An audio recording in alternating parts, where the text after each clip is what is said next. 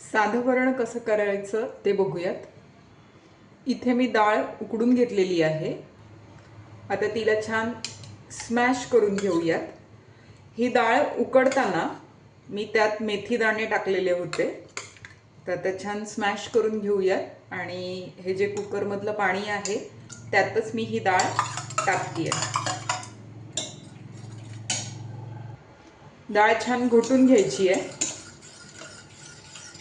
डाळीत टाकायचं आहे हिंग, त्यानंतर पाऊण चमचा मीठ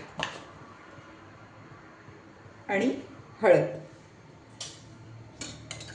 परत हलवून घ्यायचं आहे।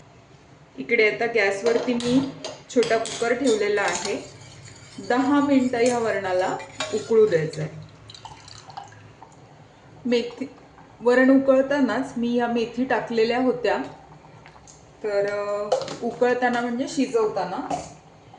आता चवीपुरता अगदी थोडासा गूळ टाकणार आहे। तुम्ही नक्की टाकून बघा, मस्त लागतं। थोडंसं आटवून दिलं की आपलं साधं वरण तयार आहे। आता मी गॅस घालवतीये। वरण आपलं छान उकळलेलं आहे। इथे मी भात घेतलेला आहे, लिंबू, मीठ आणि लोणचं। मला वरण भात कसा आवडतो, मस्त भातावरती वरण। आज मी थोडंसं पातळ केलेलं आहे, थोडं घट्ट वरण केलं तरी काही हरकत नाही आहे। आणि भरपूर असं साजूक तूप, वरणात देखील तूप टाकायचं आहे। त्याच्यावरती छान असं लिंबू पिळायचं आहे।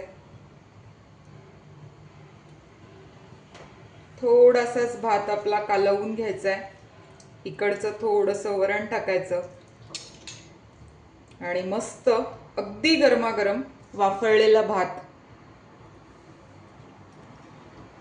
तोंडी लावायला मस्त लोणचं। कम्फर्ट फूड जे आत्ता प्रचलित आहे, नक्की करून बघा।